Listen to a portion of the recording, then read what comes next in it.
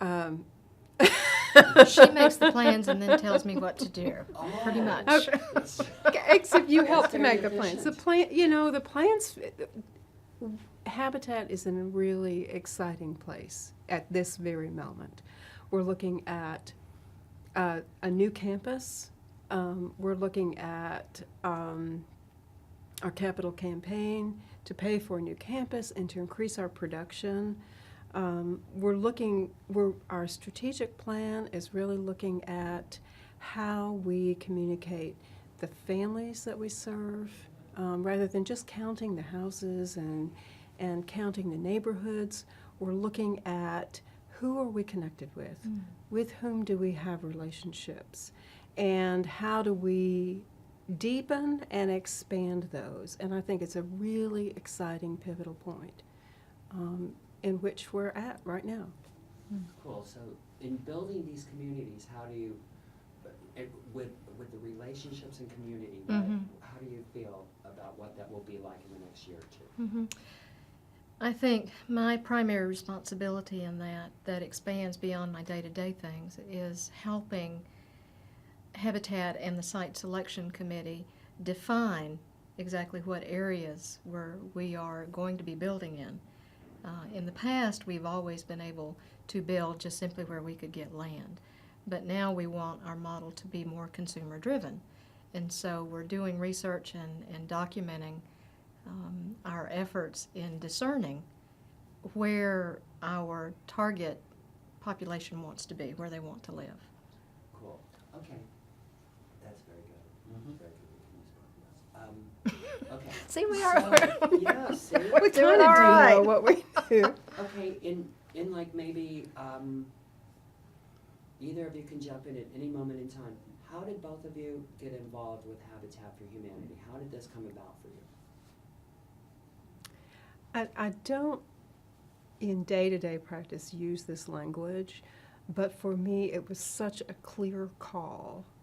I was in a job that was emotionally draining for me, and thinking about what's the next step, and I do a lot of thinking before I move. So I've probably been thinking for months, and during those months, friends just out of the blue would call me and say, "Oh, did you know there's a position open at Habitat?" And I was walking around the park and somebody stopped me and said, "Oh, Janelle, by the way, I saw the perfect position for you." And so finally, after 3 months, I said, "Well, I just might as well call and see what that's about." And so that's how I came to Habitat. Cool. In Buddhism, we call that being in rhythm. You know, when everything just starts rolling and it goes toward whatever that thing is. So okay, how about 3 months? Oh, at least. It was probably closer to 6. That position was open for that long? Absolutely. Oh, my. Yeah, because Kira had announced her that she was leaving in January, and I started in September. Wow. I didn't realize it'd been that long. I came to Habitat because I had already had a great experience working at another nonprofit. And a friend of mine had told me about this position, but I was at a point where I was taking a break, so it took me a little while to get my resume in. But it has been a great fit ever since I've been here. I enjoy the relationship part of it as well as being outside. I really enjoy the construction end of things. As Ann and I were getting to know each other when you first started, it was it clicked with both of us when we shared a real love for Mary Oliver's poem Wild Geese. Right. I It was like, that. oh. Right. Yeah. Which begins, you don't have to be good.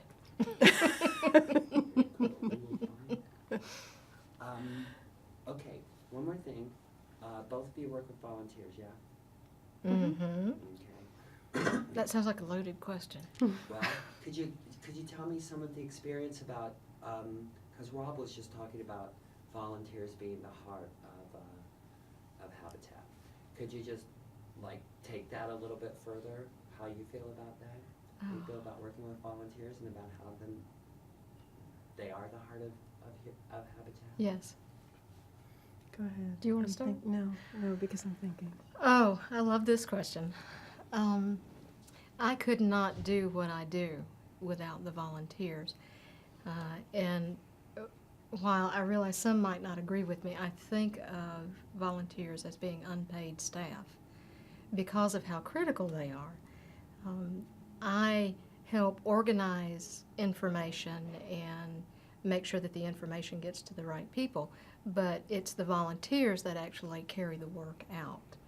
Family selection, the Family Advocate Committee, those that do the closings, not to mention the folks that build the houses.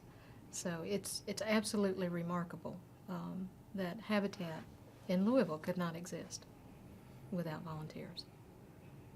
And when we talk about building relationships, we talk about building relationships with volunteers and the families who are building and buying their homes and each other. And I think when I first started at Habitat, I was renting an apartment, and after a year at Habitat, thinking, maybe I really could own my own home. I've never done that before, and I did. And what was so just wonderful for me is that I was the staff liaison to both family selection and family support, which are two completely volunteer-driven committees. And those two committees came together and had this wonderful housewarming for me and celebrated my buying house. It was just incredible, and I still see those faces. Yeah. Anything else? What about asking about families, since we're... You guys go and just talk about whatever you really, because whatever you think is important. Well, go ahead. No, you go Sorry. ahead. No, You were starting. no, go ahead, because I still need to think. I think one of the things I love best about what I do is every now and again we have a grandmother who applies to our program because she is now raising her second family. And to see a person at that stage in life prepared to take on a mortgage so that she can raise another generation in a stable home. I've said before many times that if it were up to me, I'd just give the houses to the grandmothers, which I guess is why they don't let me be executive director. But that's really gratifying to see that happen. The families who purchase Habitat homes are among the most courageous and motivated and in some ways tender and vulnerable group of people I know. I have learned so much from families, partner families, working on their homes, and I think of the families who have sold, moved out of their homes, have businesses and successful lives someplace else, and I think about the families who are involved with Habitat now, and those who say, "You've given me a stable place for my children," and that's why I do what I do. The volunteers make it joyful and wonderful, and in some ways meaningful, and the families really make it meaningful, and that's why I do what I do.